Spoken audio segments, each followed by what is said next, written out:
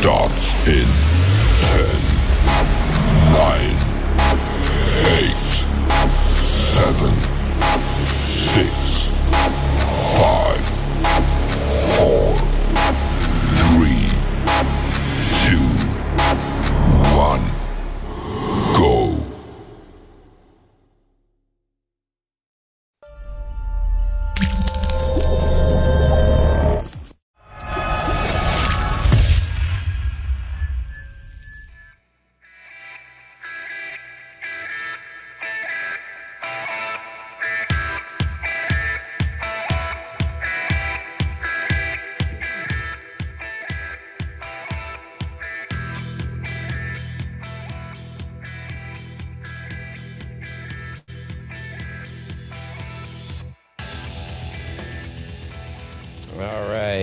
Welcome, everybody, to another episode of the Midwest Racks and Rods Outdoor Show. I know you guys are expecting to hear another voice tonight, but that other guy, I forget what's his name, Luke? Drew. You're Channel 3, buddy. Usually one. Yeah, Drew's not here with us tonight, so you guys don't get the fun and exciting intro. And God only knows what he would have had in store for Dan. But here we are, and kind of a somewhat impromptu show. We haven't done one here in several weeks for a variety of different reasons. But Dan was kind enough to stop into the studio tonight, or should I say use my studio here for another podcast he had to do this evening with Derek Dixon. Yeah. I forgot to ask what his YouTube channel is. I can't remember what it is. If you guys don't know who Derek Dixon is, when I say this, it'll ring a bell. He's the drone guy that has been putting up YouTube videos and posts just this last year. I think he kind of started with it. And he hit the internet by storm. I mean, everybody freaked out about the stuff he was doing. Yeah, like he took time off of hunting to literally research deer. Wildlife research, is it? Maybe something like that, or deer. It's something along those lines. Derek, if you're watching, you're probably not, but I apologize. So Dan did a podcast with him tonight. He's getting into the podcast game himself because he's been doing a ton. We're planning on having him on the Beast Report here in the next few weeks, hopefully. And it just so happened Dan was doing another podcast. So this is number 3 for the day. Yeah. You had to head up to Green Bay this afternoon. And where was that? Yeah, that was Rooted in Wisconsin. Rooted in Wisconsin. They talk about people from Wisconsin that have made an impact in Wisconsin. Oh. That's a pretty good show. I mean, it's not. So it's not even like really like a hunting. It's not a hunting show. But it became one tonight. We'll see if his audience like that. Who's the host of that? Brad something. Is it it's not that? Is it the same one that like Charlie Barron's has been on? And it may have been. Yeah, it's a pretty big show.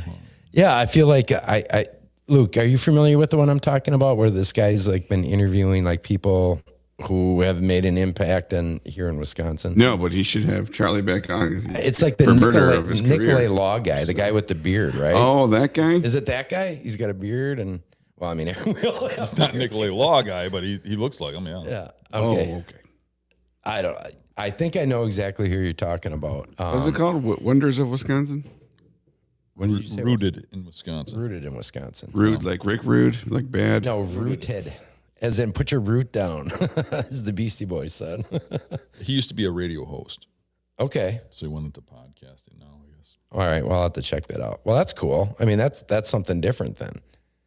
Yeah, it was a lot more interesting. I think he wanted to have it a little less about hunting, but he's a hunter, and it got into hunting pretty heavy. Pretty quick, yeah. Yeah. Well, that's what we do as hunters. It transitions most conversations, and one way or the other, it comes full circle back to hunting. So anyways, Dan had that show up in Green Bay. Then he made his way about an hour and a half south here to West Bend, Wisconsin, where we're at. Did the show with Derek Dixon. You guys should check that out. And Brad, we're just Brad Zima. Brad Zima. Yeah, that's all right. Bridget, Wisconsin guy. Okay, I think I know which one you're talking about. I think that's the one that Charlie Barons and he does have a beard. Okay, it's not very long. Okay, Chuckles Barons has been on it before he killed his career by getting political. That's a different show. Yeah, but he's anti the data centers though, so especially the one in Port Washington. But I know you're a big AI guy, so you're probably pro data centers and them eating up thousands of acres of what could be public hunting land. As long as they're here legally, that's all I care about. Jeez. Hey, Dan, welcome to the Midwest Rex Rods Outdoor Show, where anything goes, because we're not monetized. Or will you be?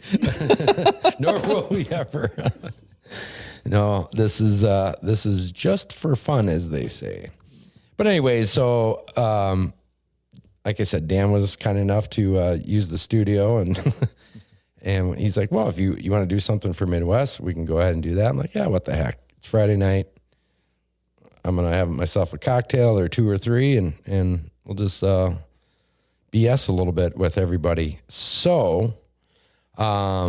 Before we get into that, though, I want to mention, because this is kind of a cool thing that's coming up, and I know we mentioned it on previous episodes here, but Huntstock's coming up, Luke, and that's in particular Huntstock Midwest, because that's where we are here in the Midwest, and this is an updated cover photo that they have of some of the guests that are coming. Not all the guests and speakers and celebrities, but this is the most updated version. They kind of are releasing people periodically, is what it sounds like, right? Like they're updating it. There's more to be announced. I would have to think that's about it. I mean, look at how many celebrities are in there. I mean, look at there's who do you like out of there? I mean, I really like Barry. I mean, Barry Wenzel, absolutely. I like Aaron Warbritton. I like Billy Malls. Yep, Greg. Look at that. We were just talking about Dixon. I just had him on, right? He's on there. Derek Dixon. Yeah. You got Rick Labby. Rick Labby's on there. Yeah. Yeah, you didn't mention John Eberhardt. Yeah, he's on there too. He is on there. Who else we got there? Yeah, though, I mean, Ted, the hunting public, I mean, they're one of the big name people or groups that are going to be there. You know, just to Dan meet, Infalt's on there too. just to meet Barry Wenzel or Lanny Benoit. Yeah, they're getting up there. They're not going to be around much longer. I mean, you got an opportunity to actually meet those people where they haven't been out too much in the public. Exactly, you know, especially in this area. Right. You know, for Lanny to come out here to the Midwest, because he's done Huntstock on the East Coast there, the Massachusetts and Westminster. And we got to meet him. In fact, you just did a hunt with him. For him to come to the Midwest, I mean, Barry, I guess it makes a little more sense. But Barry Wenzel came all the way out to Massachusetts last year. Yes, he did. And that was a 4-day drive. Yeah, staying in the same hotel. Yeah, right next to him. Yeah. He was a fun guy. Oh my gosh, it was a blast. Me and Barry get along really well. Yeah, he is just him and his wife. They're just the sweetest, nicest people. I see Dan Wagner in the corner there too. You see that? And that's somebody you also that guy. He saved the black bear while we were out there. He saved it from me killing it with a spoon. Tell that story from Huntstock last year.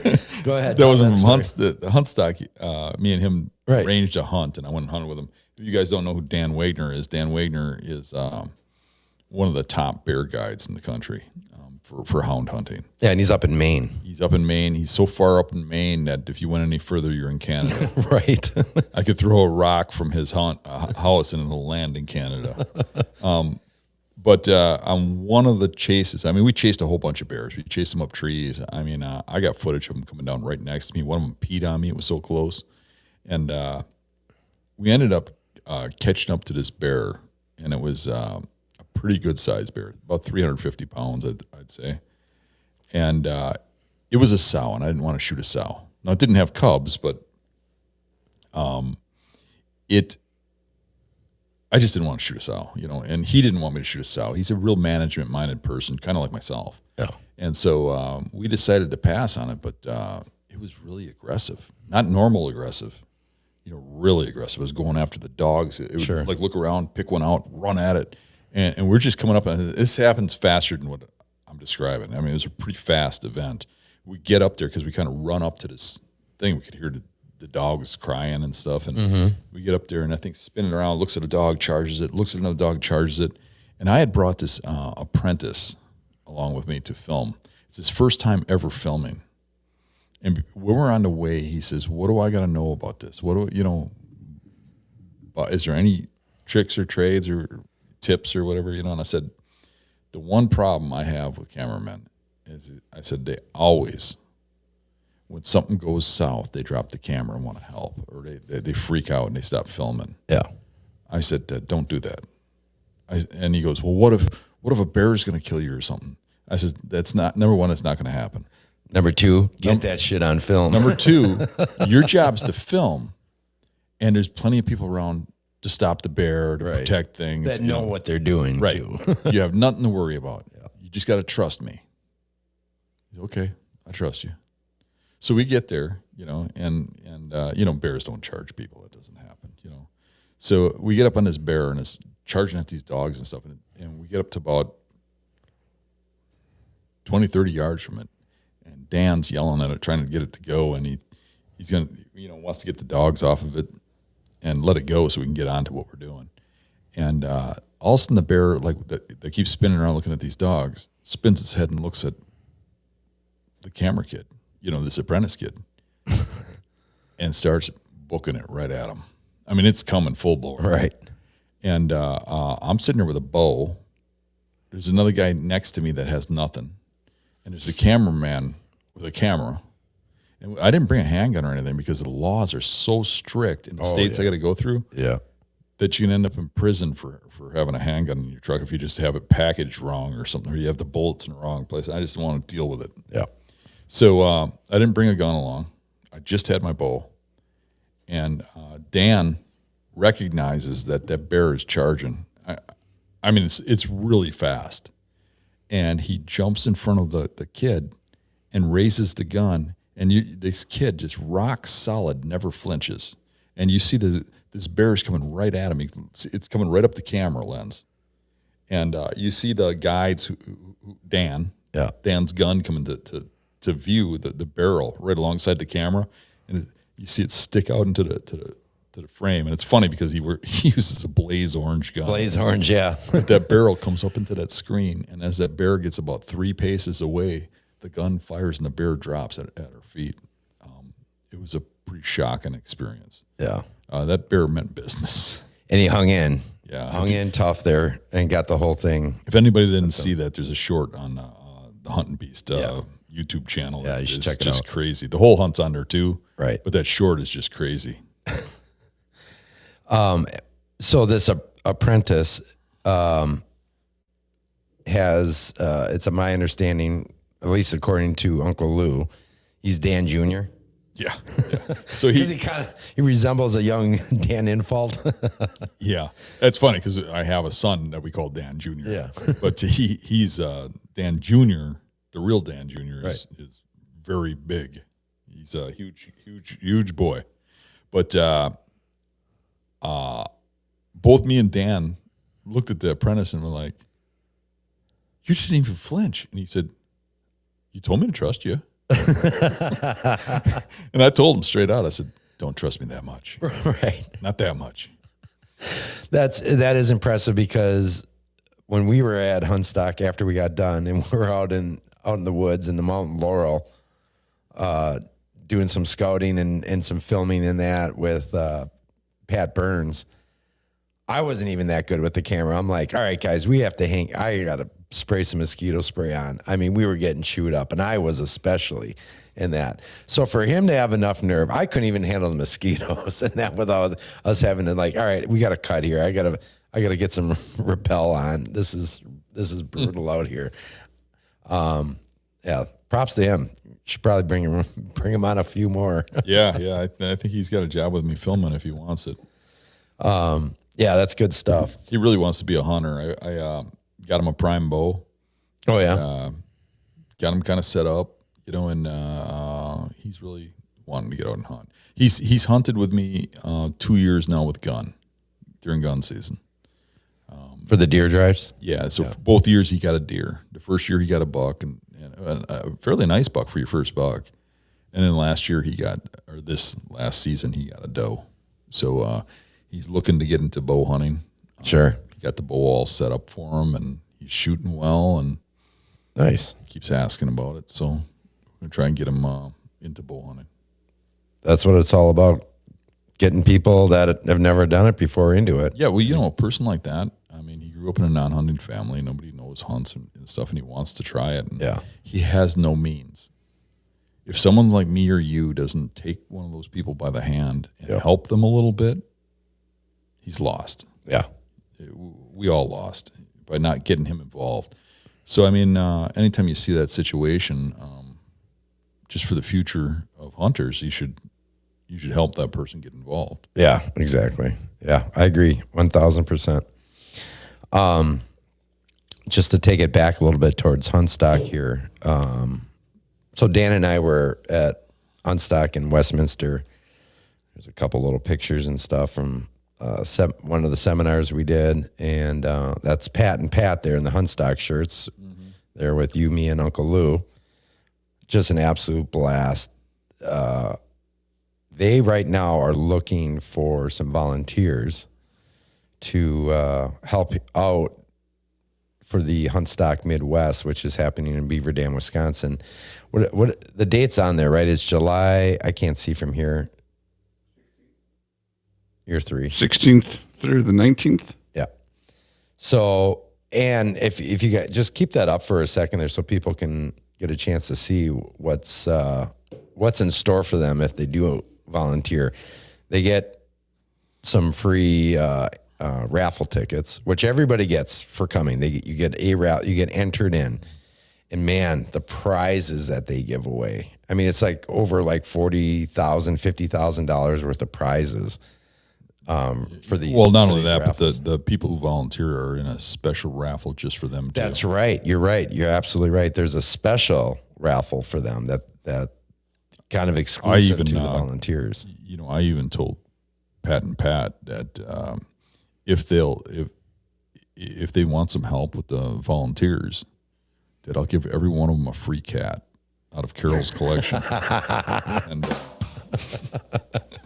And they weren't interested. I'm like, hey, they said they're getting enough. Like, free cats.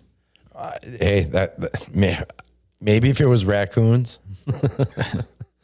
but you don't have those numbers of raccoons. Hey, one of the cats is even nice. You might get the nice one. It doesn't have distemper or anything. It's not carrying the bubonic plague. But yeah, there's some really awesome opportunities to be a part of the very first Huntstock Midwest. It was an absolute blast out in Westminster. And quite honestly, this lineup that they have going on, I mean, Luke, just rattle off, because again, I can't see the monitor. If you could just go off of that, what's included for them, it would be on the left-hand side. The volunteers, 2-day free entry. That's $80 value. So let's say for example, if you're working 1 day, you get you get 2 days of entry. Probably is what it sounds. You get an like, extra day of entry. Yeah. Right. So if you volunteer Thursday, then you get to go Friday for free, or however you want to spend that. So that's sweet. I mean, that's saving you $80. Am I wrong? But isn't Thursday like the special day? So you could volunteer and be there on the meet and greet with the hunting public and stuff. Right. Yeah, that you get the behind the scenes. You could get the behind the scenes thing and then get a ticket for the regular day. Yeah, exactly. Yep. And a free cat. Dan's gonna come with just a truckload of cats. Tacoma's gonna be cat carriers. Anybody got any extra cat carriers? They don't have a cat sound effect.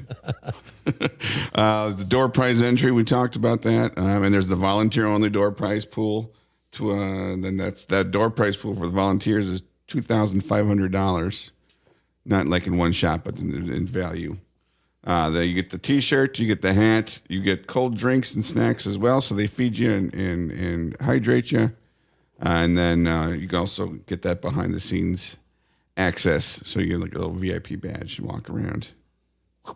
Right. I mean, if I wasn't going to be there already with you, I would probably sign up to do something like that. Yeah.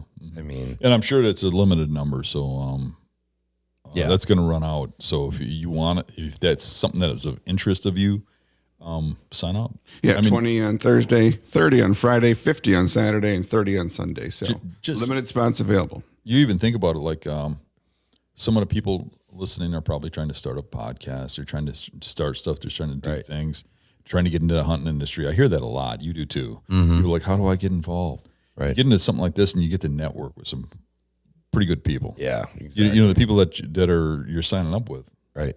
They're not bad people to know if you want to get in this industry. Oh, 100%. I mean, and that is how you kind of get your foot in the door in these things. I mean, that's sort of where I started out many years ago, and now here I am hosting the Hunting Beast Report, and here drinking his Monster Energy drink on a Friday night in my studio. So, I highly suggest if that's something that interests you, get on that ASAP. Also, I just wanted a quick mention. I don't have a graphic for this one set up, but starting next weekend, your workshops are going on. We have February 7th and 8th. And then what is it, the 21st and 22nd? Something like that, yeah. Something like that. Whatever Saturday and later. Sunday that is, yeah. Yeah. We're skipping Valentine's weekend. So there you go. So there's no excuse like, well, the wife won't let me or the husband won't let me. Yeah. Whatever. Whatever your cup of tea is. Why don't you, what can you tell people about what they could expect if they wanted to get signed up for the best thing about the workshops is everybody that comes gets a free cat.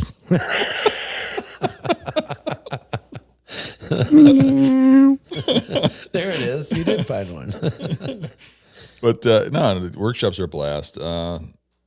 We go out and we look at a section of marsh swamp. It's actually public land where I've actually killed quite a few of my big bucks. And some of them you'll remember from the videos. You'll probably remember some of the spots.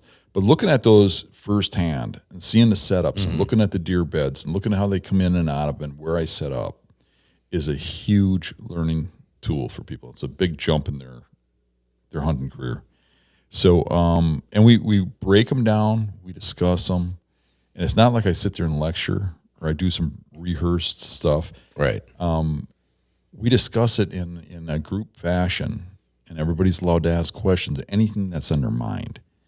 And we go into all the details about what's going on there. And I've never had anybody come out of there and say, well, yeah, I guess it was worth it. Everybody's excited. Yeah. They're all, every time everybody's like, this was worth it. You know, it's a blast. It really is. It's a fun time, and you learn a lot. It's a whole day. And you get to freeze your balls off, and you get a free cat. Right.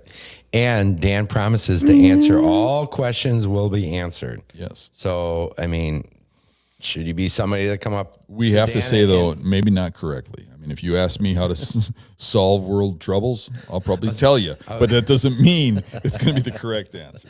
I was going to say, Dan, where do babies come from? From cats. All good things come from cats. It's a Friday night. I love it. And I'll be there next weekend. I might be there for all of them. I'm not sure yet. But I have full intentions to be there all next weekend. So you get to see my ugly ass. One thing that's going to be different this year is, for whatever reason, I don't know if people got less money or whatever, this is the lowest count of people I've ever had. So it's going to be smaller groups, which, you know, some people prefer.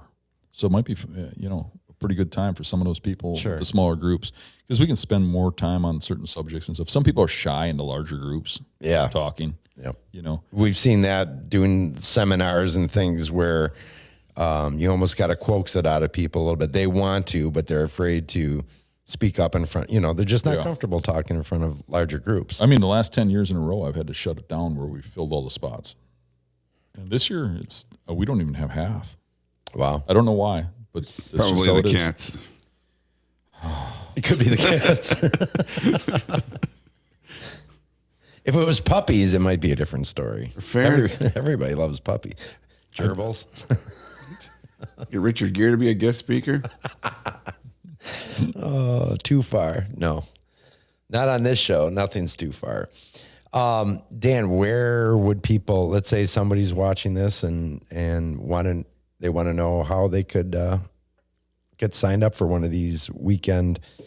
I shouldn't say weekend. You're doing 2 weekends. They're 4 separate seminars. You have a Saturday one, a Sunday one, and then 2 weeks later. You just got to contact me and let me know you want to be involved.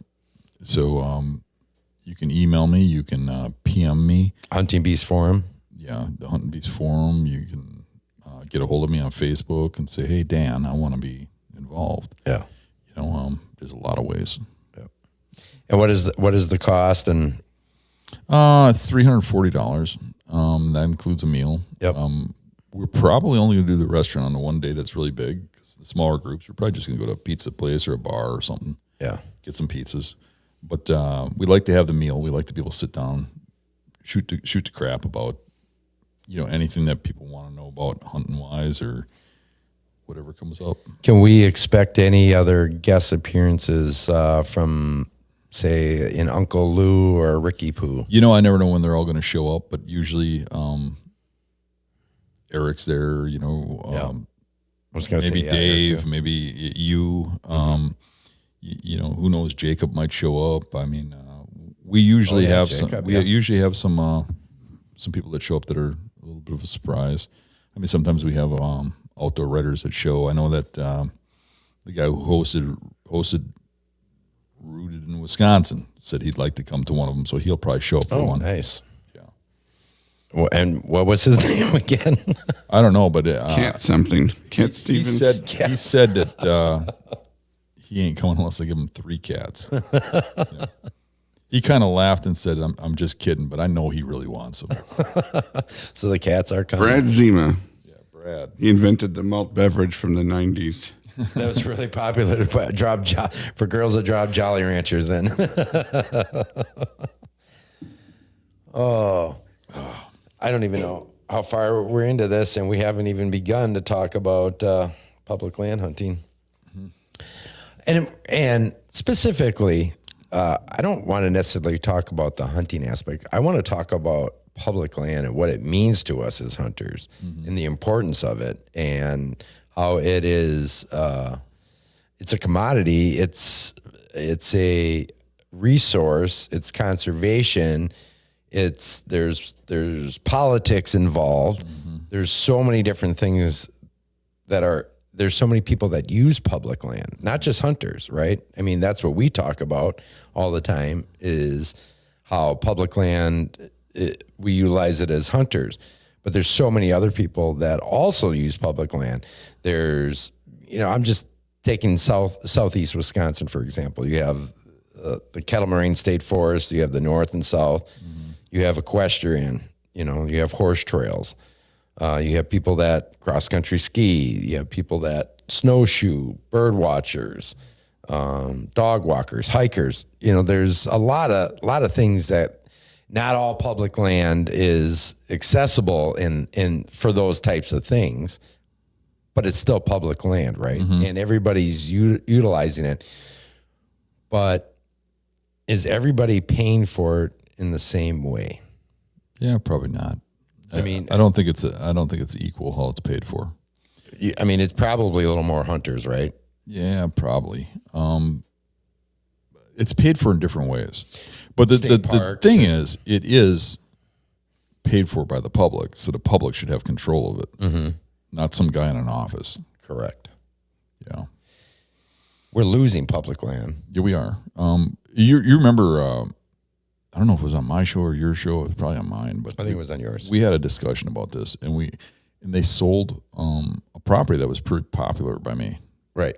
And I think we talked about that like earlier last spring. I tried getting to the roots of it, and they ignored me and they blew me off, and they were actually kind of rude to me about it. Not necessarily like the wardens and stuff are real cool with me. I love those guys. But this was the biologist, our new biologist in our area. And so we talked about it. And then he came back at me with, hey, that's not fair because we're planning on buying a bigger property next year. And he wouldn't tell me that when I was asking him about this, right? And he said, we're improving. We're buying a bigger property next year.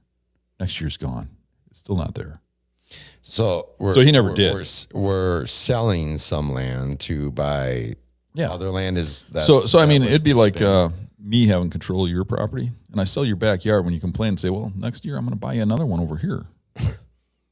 You should have some choice in that. Right. Maybe that is a good deal for you. Maybe that property over there is going to help you out in some way, shape, or form. Maybe not. But now it's not in my backyard anymore, though. Right. I just don't like them doing this without public opinion, and it seems like they hide it on us. It's not just like they don't have public opinion. They put it up in a way that you don't see it or hear about it till it's gone, and they go, well, now it's too late. We posted it on a board. Where's the board? It's in my closet. You know? Right. Yeah. So I just don't like the non-openness about it. Like they want to do this without the pesky people who own it getting mad. Right. Because we own it. And, you know, public land is important. It really is. Because there's a lot of people, young people and stuff that want to get in hunting. We were just talking about that. We were talking about that apprentice at work, right? Mm-hmm. He wants to get into hunting. Does he have the money to buy a farm? Does he have money to, right. You know, people don't give permission no more because big bucks have gotten to be a big thing. Yep. So they want it to themselves. If you don't have public land, you don't have access for people to go to. If you don't have enough, you don't have enough for everybody. I would love to have somebody rally for public land to be public all the time. So like once public, always public. And I get so much kickback from that. You know, people are like, well, they should be able to sell it or trade it. They should be able to do this. They should be able to do that. And then there's the group that could give a crap about hunters who say that land isn't taxed. You know, I contacted Ron Johnson from Wisconsin. Yep. And Ron Johnson told me, I'm not on board with that, Dan. Sorry, but we're losing tax money. You know, we should be able to sell some of that land. And I've had other people tell me, in politics, well, I wish we'd sell it all because we're not getting anything for that land. So right, because they don't see what we see. Correct. So when I said before, when you have horse trails, equestrian trails, and cross country skiing, those opportunities, those are in state parks and those kinds of things, right?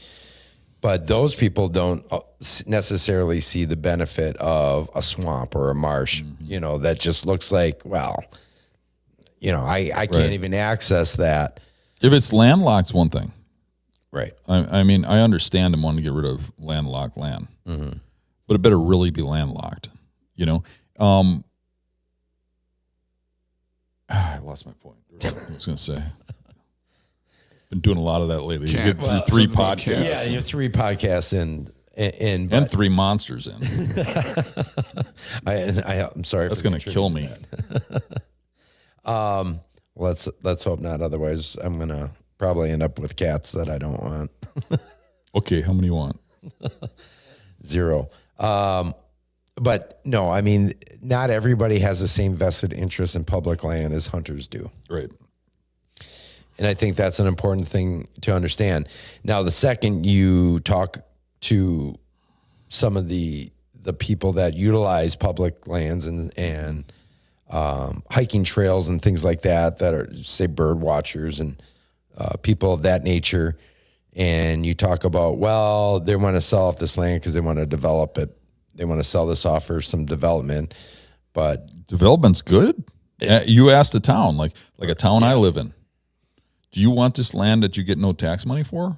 Or do you want these big, beautiful apartment buildings that are going to make you money, and every one of those is going to pay, you know what land tax is for a house and stuff? Right. You know, where you're going to make all this money, you're all going to get a raise, and in the offices here. Yeah. So that's why it's not fair that they don't deal with the public. And if you think about it, even if you say, well, they should sell some, they should be able to trade and do this, whatever, that's a big risk to give them that kind of power. Because whoever is governor gets to make these decisions. And guess who gets the money? Whoever is governor gets the money for the sale.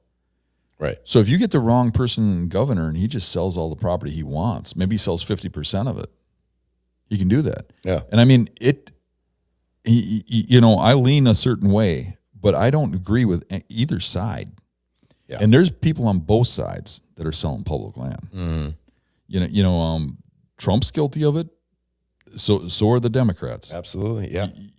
And if we don't have control of that, them selling our land, it's ours.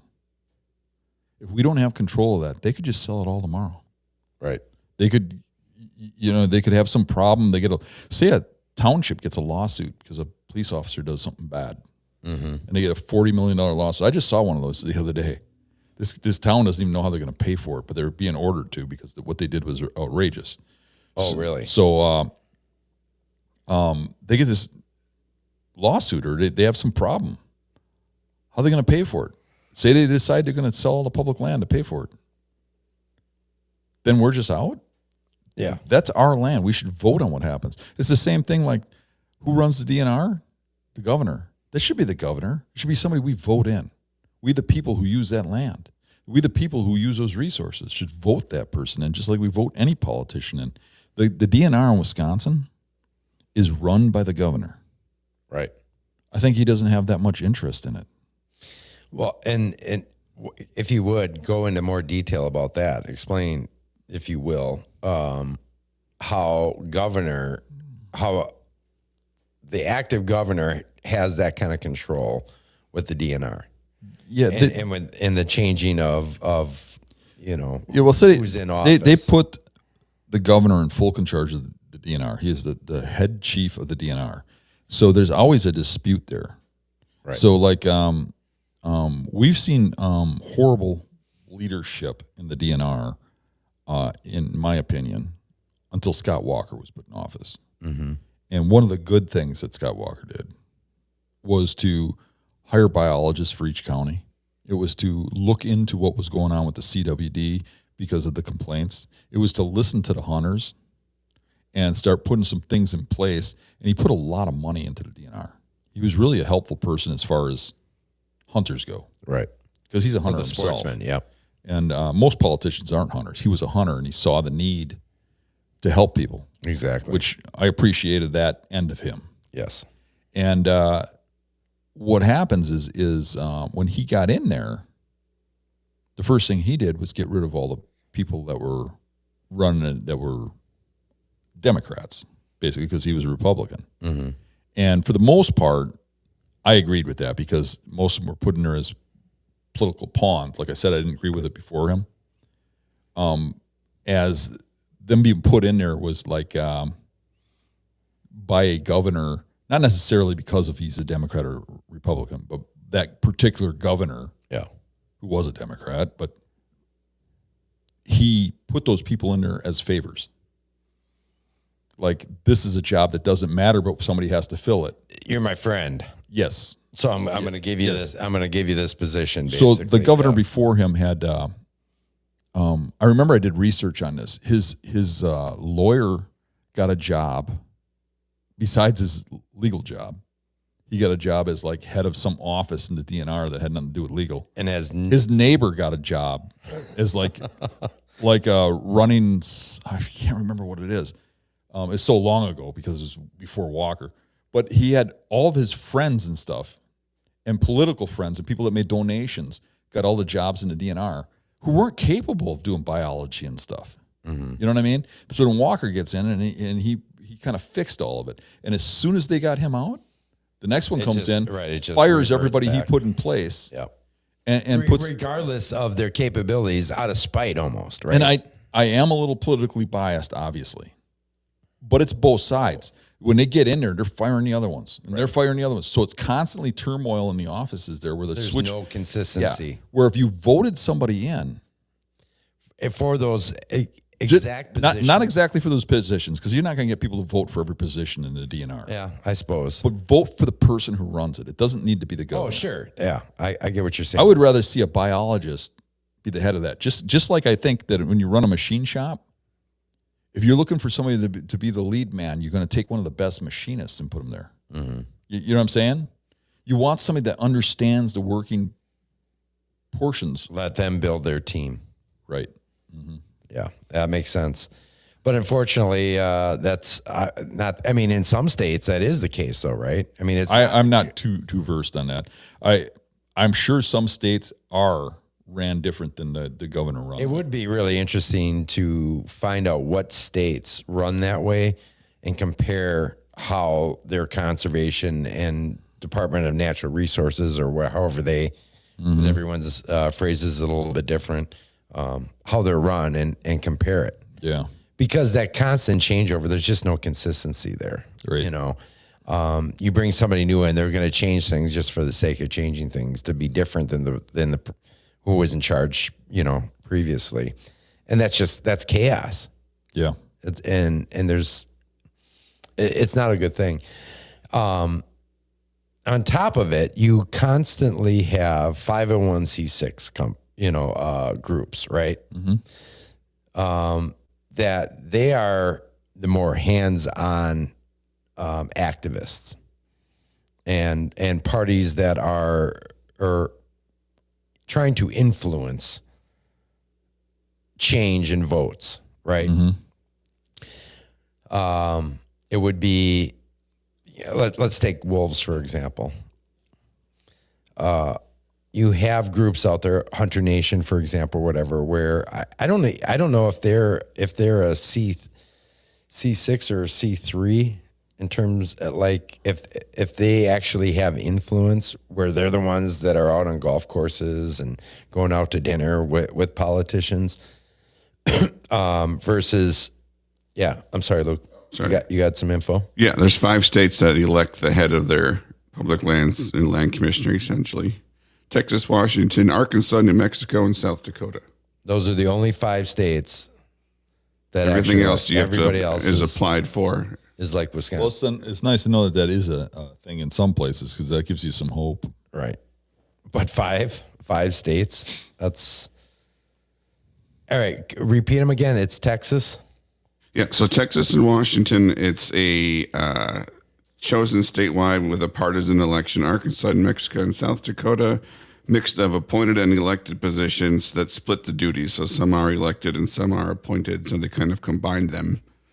And then the other 44 states, it is appointed by the governor. Wow. So what can we say about those 5 states? Luke, there's a button for that. No, not that one. There we go. But, how do we, as anybody that hunts public land, what can we do to ensure that this, like, as an individual, right? What can you do? What can I do? What can we do to ensure that public lands stay public land? I mean, I know there's meetings. Yeah. I mean, they would have to hear about it from a lot of people in order for it to work. I mean, if people went to the meetings, they could voice their opinions about that. They could try to put that into the rules. Like, any citizen can put in an amendment for a rule, and it gets voted on. You just have to follow the procedures. You can look that up online on how to do it. But really, it is never going to work unless somebody stands up and says, I'm going to do something about this, and forms a group. Kind of like all these people want to be podcasters and stuff. You form like a podcast about this, Facebook page about it and stuff, and you just form a group as if you're making a hunt community, right? And you make it about saving the land, but you have to, you'd have to probably pick a specific thing. Now, there are some groups out there that are kind of working on, like, for hunters and stuff, but every time I run into them, you start talking to them, they seem like they're puppets for the DNR. They do what they're told. You know, like they're rallying for what the DNR wants them to rally for Sure. the public areas and stuff, right? Not necessarily what the public wants. What we need is a representative of the public. And a lot of them say they're a representative of the public, but I want to talk to a bunch of them because this is a passionate subject of mine. And none of them want to talk about saving public land, really. Really? Yeah, none of them. Well, we should be able to sell and trade, and no, we shouldn't. I think we need to protect those public lands. Matter of fact, if they protected them, I'd be all about raising money to buy more. Right. Hey, why not even increase it? Right. Yeah. Maybe there's some areas where there is an overstock because, like, what I was told by the local politician here when I complained about it was, Wisconsin has more than any place. We're losing all this tax money. Maybe we do up north. We have a lot in some places, right? Yeah. But I like that. I think if you're going to build where where everybody else builds. Stop wasting this land. We're losing so much landscape so fast. By me, there's just giant areas filling up with these stupid solar panels, and people are so stupid. You know what happens when they put in solar panels? Our electrical bills don't go down; they go up. Right. It's crazy. That and windmills. Yeah. Yeah, I mean, nuts. it's literally, it's almost virtual signaling. If you want those stupid solar panels, they should go on top of buildings or something. They take up so much space, right? And they're not efficient. No, and they're just absolutely just eating up land. And then for the folks that are for them are usually climate control people, right? Yeah. And what is happening in those areas that all those solar panels are at? Temperatures are rising in those. I mean, maybe as in terms of a microclimate, right? Mm-hmm. But you are increasing the heat in that area there because of those solar panels. I mean, I have to drive right past fields of them going to some of my hunting properties on a regular basis, and it's absolutely ridiculous. Between that and your data centers. Waiting to see if I get a reaction out of Luke because I think he's pro data centers. Depends on what kind of data. I don't know. Maybe it tells you where to hunt. It's a good data. Data from the Goonies, or but no more swears, guys.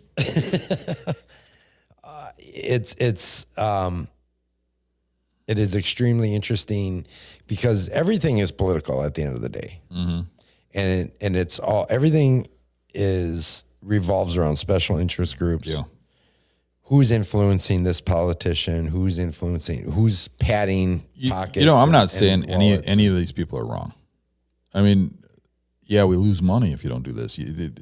But I'm saying, to me, the public land is important. And if you're like me, maybe you want to do things to protect it and to sway the minds of those that don't want to. Or to have them see that there's a lot of people that don't want to vote for that. But getting people on board is hard. We're one of the most unorganized groups there is. There's so many hunters, and nobody comes together for an equal cause.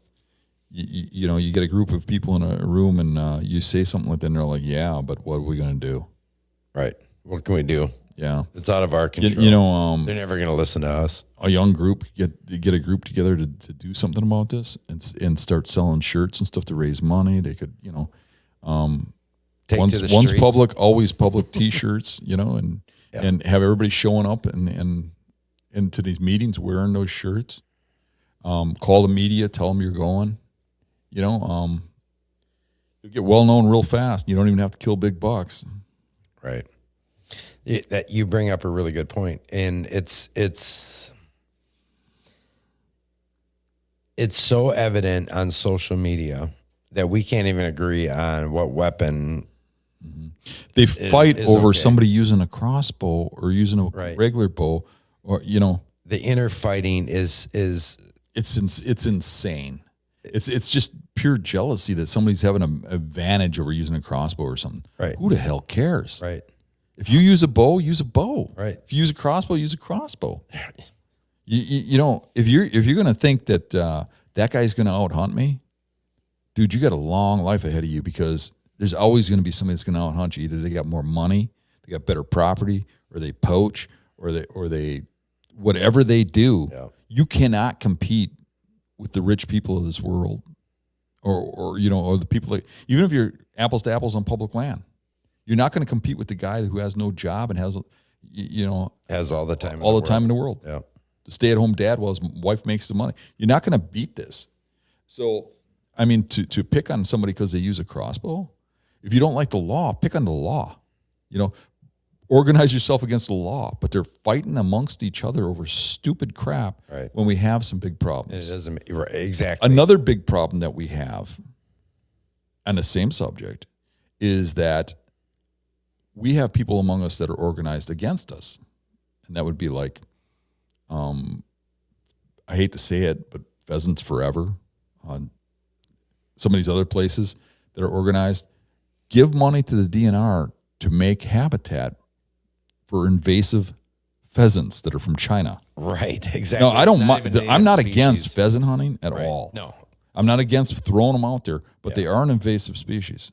they are. They really are. Literally, not native. by definition, they're an invasive species. Yep. And they're taking them and they can't even survive on their own, so they have to release them every year because otherwise they'll dwindle to nothing and disappear because they're not from this country and they don't even belong here. Right. They don't know how to survive with natural predators. So I don't hate pheasants, but what they do is they clear dogwood and stuff in deer territory. Yeah. And Pheasants Forever pays for it. And they take, you go to your public land and worse than selling it, they just cut out all the deer territory to make pheasant territory. And wild turkey too. Yeah.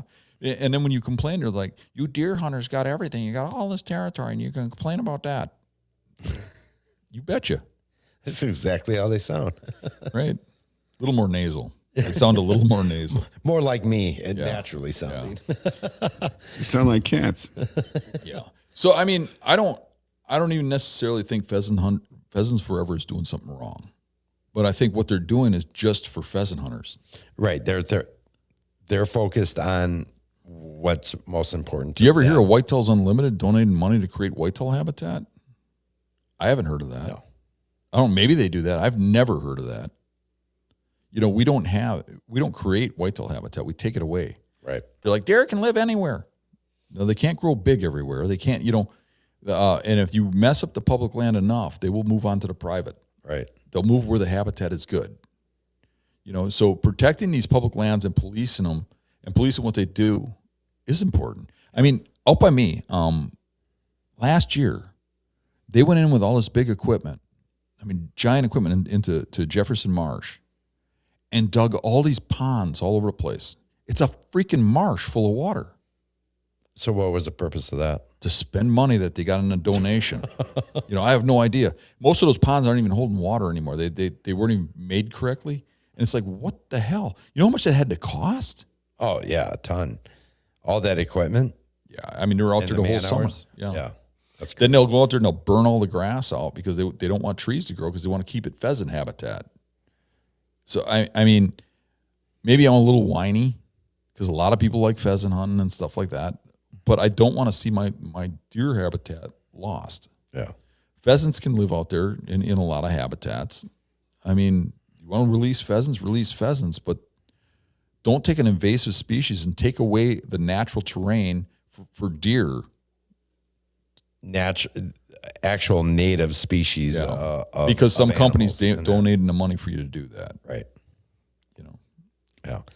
All right. We're going to take a quick break, guys. We'll be back in 3 minutes, and we're going to talk a little bit more about the public land stuff. All right, I'll go get you guys some cats. Cats coming up.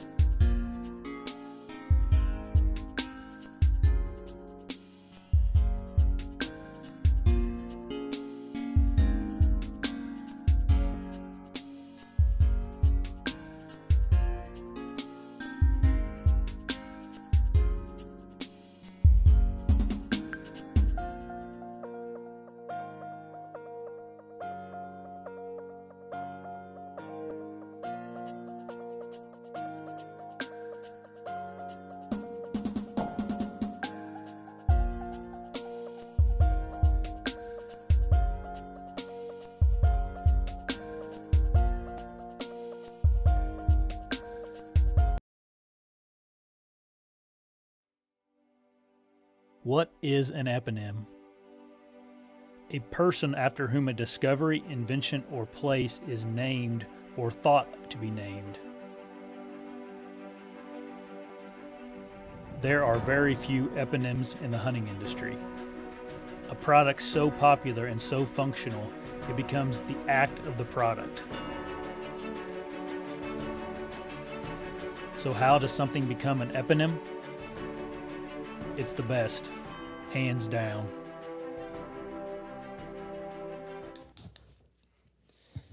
All right, and we are back. Just barely in the nick of time there. That went by quick. So we've been talking about public land, and that's where we want to continue this conversation. I mentioned up a little bit earlier about what are the 501c6s, organizations like that, that are, those are your lobbyists, right? And those are the groups that are out there advocating for the wolves, for example, right? Yeah. Where you have the 501c3s, which are nonprofit groups that are there to defend, right? Well, the problem that we face between 501c6s and C3s is one is on the defense and one's on the offensive. The offensive side of it, they're actually spending the time with the politicians. They're going out to dinner with them. They are lobbying for certain things. And in some aspects, when we're talking about public land, I don't know how many C6s are out there that are actually advocating for public land. I know that you can look at different projects, even here in the state of Wisconsin. We had one here on Highway 33 about 20 some years ago, where they were trying to reroute and put a roundabout in a certain area near the Cedarburg Bog, right? Between Saukville and Newburgh. Well, they wanted to reroute that entire highway a little bit, but some group found that there was a dragonfly, a specific dragonfly that was using that particular part of the bog as its home. And for whatever reason, they were able to have the highway and completely change the plans. But yet we struggle as hunters to maintain public hunting grounds. How can we combat that? I'm not saying that it was a wrong thing for this group to advocate for this rare dragonfly. It's part of the ecosystem, right? But conservation and what we do as hunters is part of the ecosystem in many ways. Yeah. What can we do? What the can only the thing we average can do hunter is do? get organized.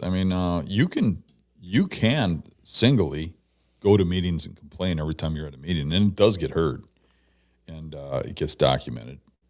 But the main thing you need to do is really get organized. Somebody needs to take the realm. I've already got a position that I do, so I'm not going to do it Because you're already a voice for it. I would help. Right. I would, I'd be an advocate of it. But as far as running it, somebody has to take the lead, and it's not me. Well, and that's the thing. I think there's a lot of people that want to talk about it on social media. Will comment on things, and there's a bit of a voice, but it's not an organized voice. Right. When it's brought up that, hey, go to meetings. And maybe a few of those individuals go and they're like, hey, I went to the meeting. Where was everybody else? It's a hell of a lot more convenient for me to bitch and moan on social media in the comfort from my lazy boy than it is to actually get up and go to a meeting. It's not easy either. I did advocate at one point in time very heavily when they started the CWD killings. Because when you're talking about like the Governor Doyle decided he wanted to kill all the deer in southern Wisconsin. Yeah. His plan, literally, as governor, because we let him be in charge of the DNR as governor, and he didn't like deer. He was an insurance guy. He was involved in the insurance companies, and the car auto industry was like having huge problems with deer collisions, right? And when CWD came to Wisconsin, at the same time, Doyle was trying to really knock down the numbers of deer. Kind of a coincidence, isn't it? A little bit, but he was really upset about the number of deer, and they were coming up with all this stuff that, like, there's too many deer per square mile. We got to do this. We got to do that. And the hunters are fighting back because literally it's the hunters say. So when CWD came, he was able to say, well, no, this is a disease. You can't stop me. We have to stop this. And then he started advocating that it was going to kill people and stuff. He's the one that started all this craze about CWD across the country. Right. It literally came from, because it was already in Colorado. Yeah, it was all over the place since the 60s. Right. And it wasn't a big deal. Never documented to kill a single until human being. Wisconsin. Then Wisconsin said, it started to try and put it into, might cause that disease that makes people mental, Like mad cow disease. Right. Yeah, they tried to put it in with a bunch of other diseases and stuff. So I fought that. I kind of got to the bottom of everything. I saw what they were doing. A lot of the stuff they were saying wasn't rational. And there was facts to prove that it was wrong. So I tried to voice my opinions on that. And I really hit a wall. I mean, they were not happy with me. I mean, I had some DNR people really mad at me. I did have some. On the biology side of it? Yes, on the biology side, that were secretly feeding me information and working with me, and one that worked with me openly. And he got demoted and transferred for working with me. I mean, they found some other reason, but that's what it was. He knew it and I knew it. But they're just going to have the people in place. And his boss, the governor, can fire him at any time. So, I mean, what are they going to do? Right. They're going to say what they're told to say. I mean, there was a female biologist that was hired to do a study on how deer CWD rate would decrease if you had less deer, because they wanted to show that they had to bring the number down, right? So they wanted to show people. So they paid her to do a study on it. Well, what you'll find out about studies is they pay you for results. They don't pay you to do a study. They pay you to come up with the result that they want. The result all studies are biased. Yep. Mm-hmm. But her study, she thought, and she must not have been very, very smart, because she thought she could do a study, and obviously she thought she was going to get the result they had. But when it wasn't, she thought she could be honest about it. And she wrote her page that when they reduced the number of deer, what her results found was the buck had to get a bigger home range in order to breed does, and expanded his range. So now and expanded the CWD out faster. Yeah, makes sense. They immediately fired her and didn't say anything about that study, but the study was out there. You can't eradicate the entire herd. Right. You can't. I mean, it's just not. Well, it expanded outward faster because the buck was moving out further faster, and the bucks are the ones that were really the carriers. But they know that they can't eradicate the herd completely. Yeah. So first off, you eradicate the herd, there's no hunter's license. You're not bringing any revenue. Right. So that's one thing. It is ludicrous to kill the herd to save the herd. Right. I mean, if people start getting cancer really fast and we can't figure out why, should we just kill them all? Right. Just let them all die. Yeah, we should kill them all. Yeah. I mean, we think it might be contagious. Or, COVID was contagious. Maybe they should just killed everybody in Wisconsin, and then Wisconsin wouldn't have COVID no more. Right. They were literally running ads, save study. Wisconsin deer hunting, kill all the deer. I mean, what the hell? And me looking into this also found out that 24% of the deer have a natural immunity to CWD. 24%. Why are we killing them all? Why aren't we letting those expand? You know what you do if that's 1 in 4. If something's becoming extinct or is starting to die, if a species is starting to dwindle, you stop killing it. You don't start killing it. Yeah. You don't kill them all. It's crazy talk. Can you imagine if that was the philosophy for EHD? Yeah, right. So my main point, before we went off on the CWD tangent, because I could go off on that for 3 days. Yeah, but my main point was was that I went on a big tangent with that. I fought that hard, and I think it helped. I really do. I think what I did helped because I educated a lot of people. But I tell you, I got a lot of hell. I got a lot of, like, I was anti-DNR, I was anti-this, I was anti-that. I wasn't following the science, which I was. Oh, no. You know. Oh, no. Not the follow the science. Right. You know, to go back to what we were talking about a little bit earlier, I'm fine with sticking with CWD, but when you said that you took up, and sometimes there's maybe certain individuals that need to take up on a thing. I mean, would you agree that like Ted Nugent's been a voice for us? Yes, absolutely. And that, I mean, but like, even Ted Nugent isn't organized. He doesn't have a group. Right. He isn't forming a group. And I don't blame him. He's like me. He's in his, and even worse so, he's in his freaking 70s. Yeah. He's too old to do it. But he has a voice, and he's voiced it, and I love that. Yeah. But you imagine if some young group started this up. Right. People like him would reach out and probably talk to him. Oh, exactly. There you go, guys. Start something up. Yeah. I think Ted Nugent, too, gives out free cats as well. You could get one from him. Yeah. Luke, you have a connection to Ted Nugent, don't you? Dude, my uncle has his name and number in his phone. And yet I still haven't had him on the show. Yeah, it's going to cost you. You know, I saw him on some low-level shows, and I tried reaching out. I couldn't get a hold of him. And I know most of the people in the industry. I don't know him. I've met him, but I don't know him. Yeah. You know, and I noticed that his son friended me on Facebook and had been a friend of mine on Facebook for quite a while, you know. So yeah, I believe he follows the BC Report, doesn't he?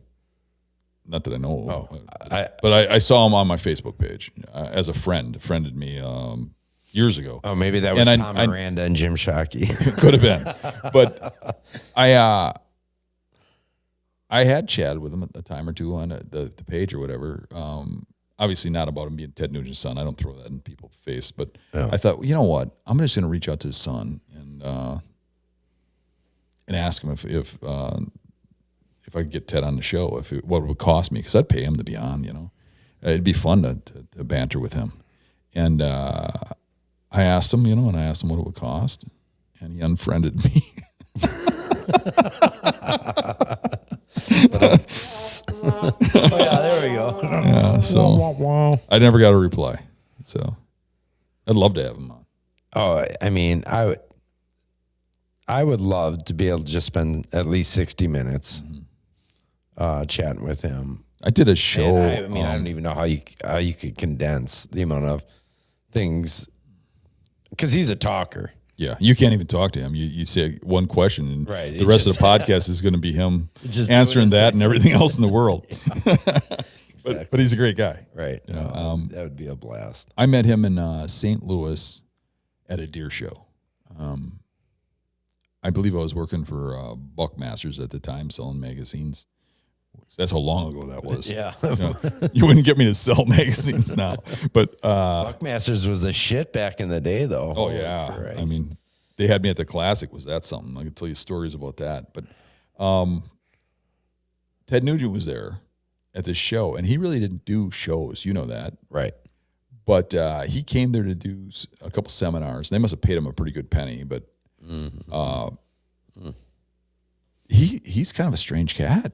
I went over by his booth, and he was off somewhere else. And He's got cat scratch fever. He had some volunteers that work for him for free. You know, they come out there and run his booth for him and stuff. They don't even get paid.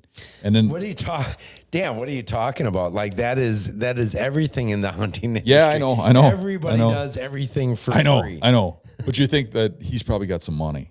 But anywho, I was talking to him, and they were like, I'm like, it must be kind of cool to work for Ted and come to these shows and see all the hoopla and stuff. And they're like, yeah, but it kind of sucks because I smoke. The one guy's like, I smoke, and I can't let him know that. And I cannot smoke in his presence or be anywhere around him. He'll freak. And I'm like, really? He goes, yeah, he watches what we eat and everything. And he promotes that you only eat wild game and stuff. And it's like, we're not all rich and can hunt all the time. These guys are telling me this and stuff. And I went to one of his seminars, and he actually, before the show opened, he went to everybody's booth and introduced himself to everybody at the whole show.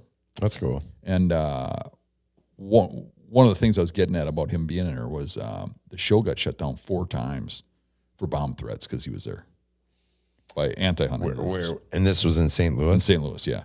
And then after the 4th time, they just made an announcement and said, we can't keep doing this. If you don't feel safe, you can leave, and we won't blame you.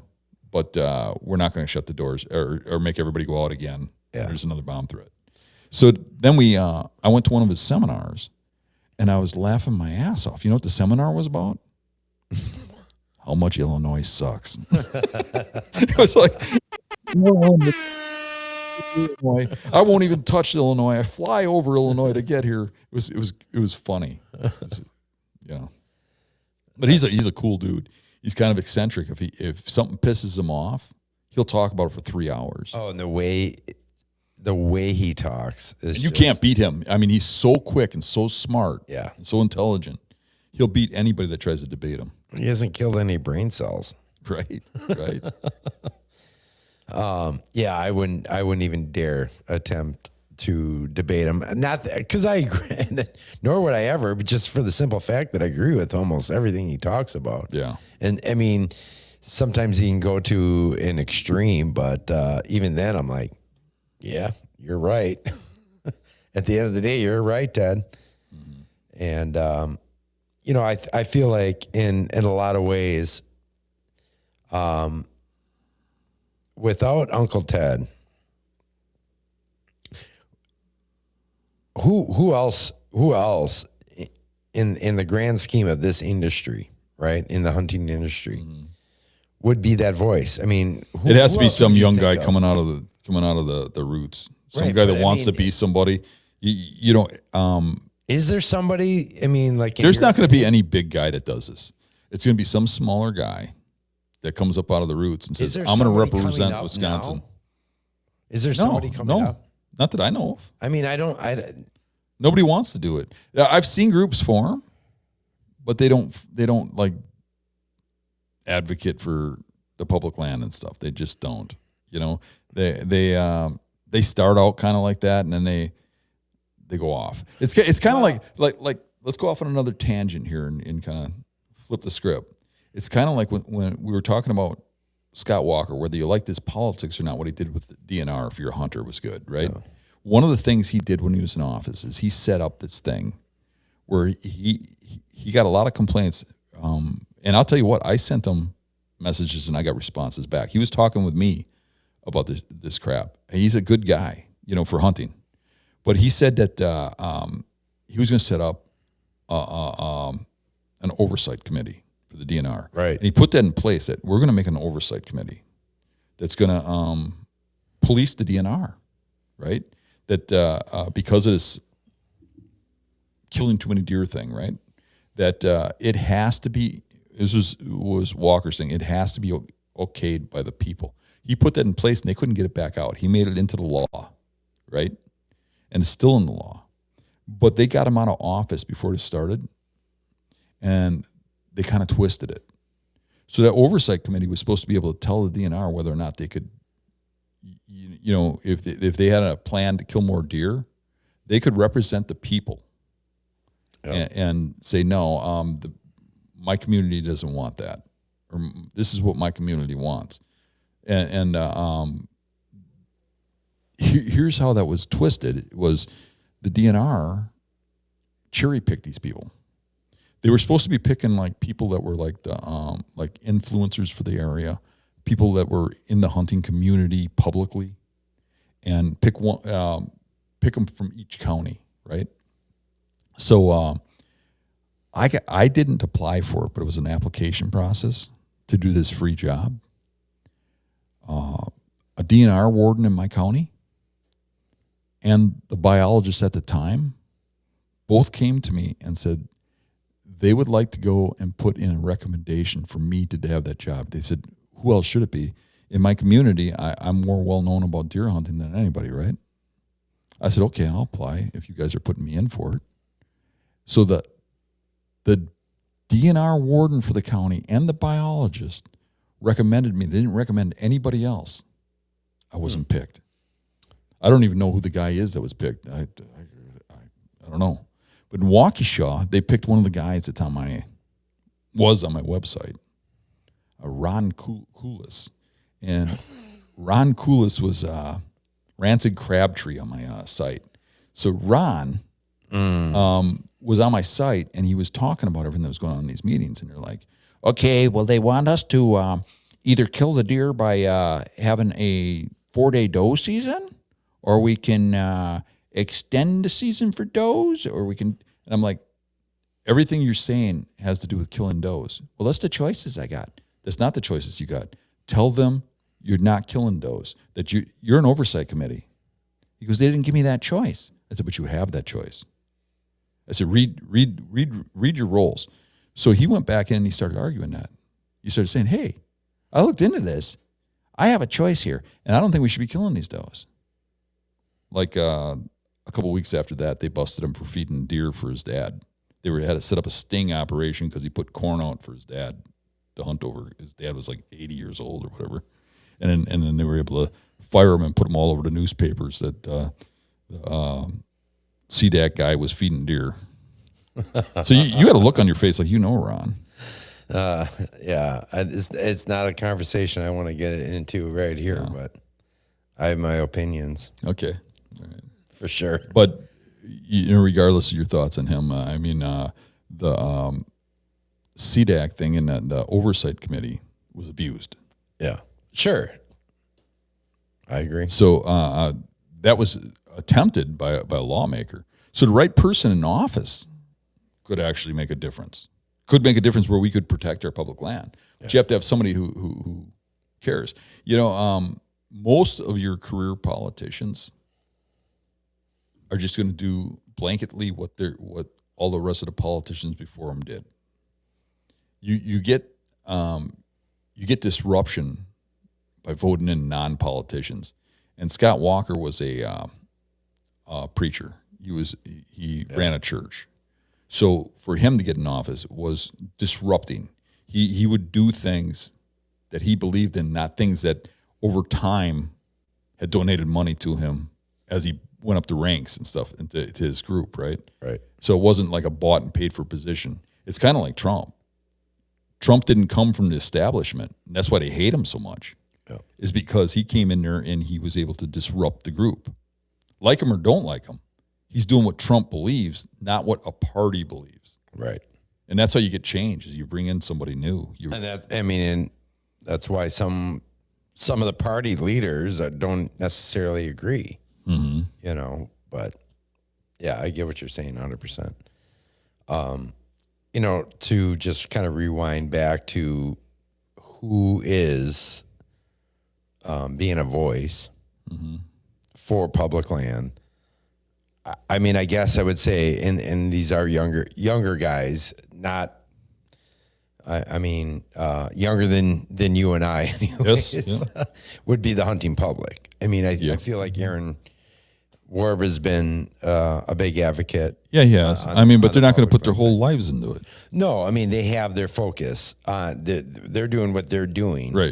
Right. And just by their name, I'm an advocate for it too in that regard. I say it when it needs to be said. I do what I can. Yes, and so do they.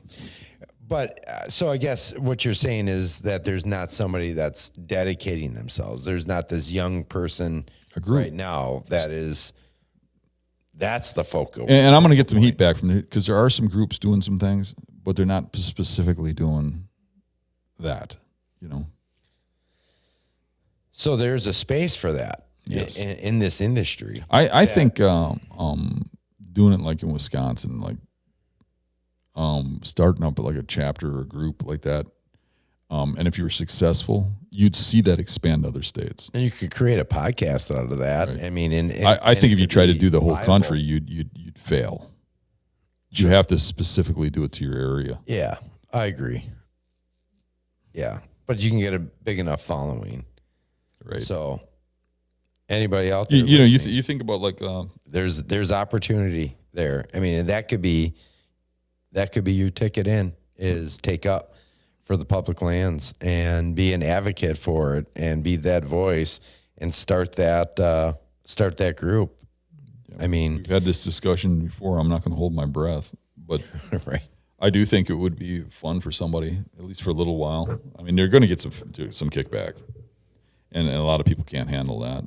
But if you don't mind a little bit of hate, You got to have some thick skin, right? And willing to sink your feet in the stands. It's not nearly as funny as I said. I mean, it's not nearly as fun as going out and trying to be a big buck hunting celebrity. Right. But that's what most people want to do. Oh, right. Everybody wants to be the next Dan Infalt. Or Scott. They want to be the next Scott. Nobody wants to. All you need is a little style. We could fix you up and make you into a big buck hunter. You don't even have to kill nothing. You just have to have like a cat on your shoulder while you hunt, while you hang out in your podcast. Luke, what, you have any thoughts on that? You think Dan's running on something here? Yeah, I think so. I was looking up celebrity, like younger celebrity gun people, and like the biggest one that was on there was Chris Pratt. But I don't know if he's ready to go full bore into the hunting stuff. He's just He'd do really well because he rhymes with cat.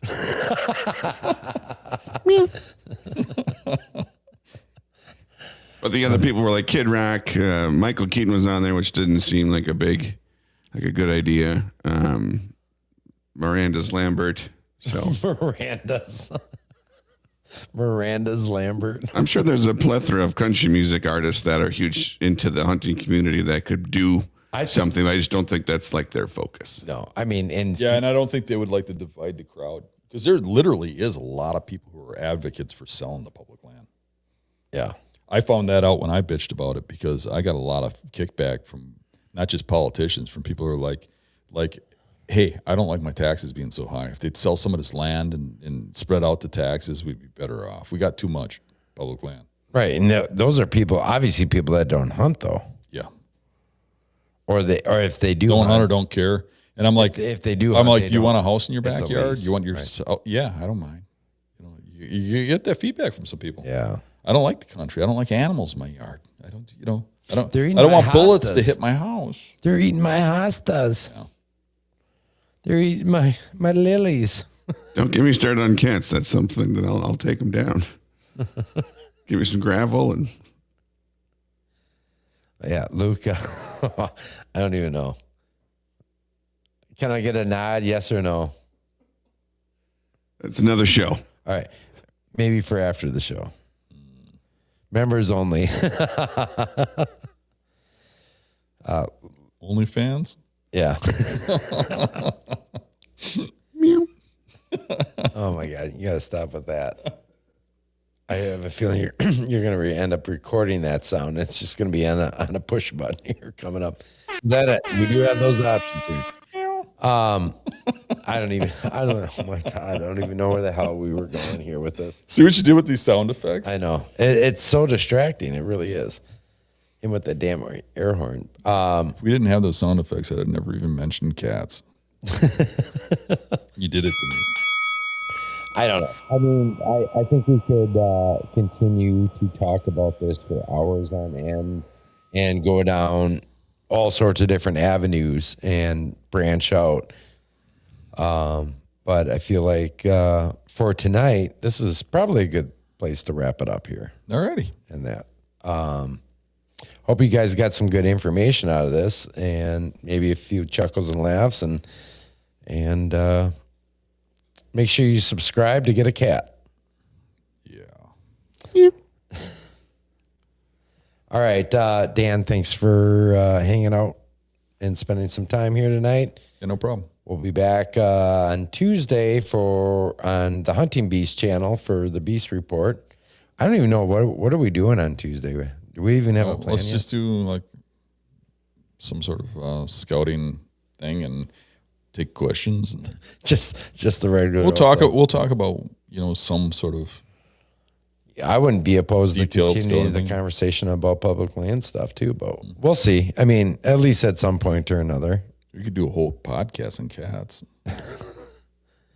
It'd be interesting to see exactly how many views we get out of that one, but And what kind of people join, right? yeah, exactly.